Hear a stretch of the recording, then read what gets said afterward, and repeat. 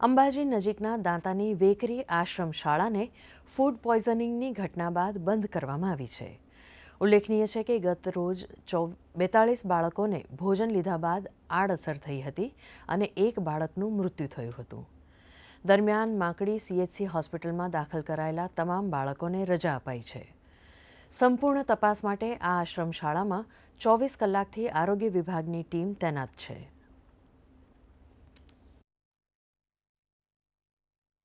कुल शाळा में 500 थी ऊपर बाळको छे ना। आज एक पण बाळक स्कूल में नहीं। शिक्षकों पण बधा हाजर ज छे। एक शिक्षक CL ऊपर छे।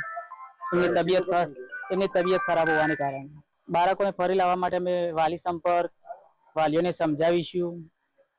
एवा जुदा जुदा प्रयत्नो अमे करीशुं।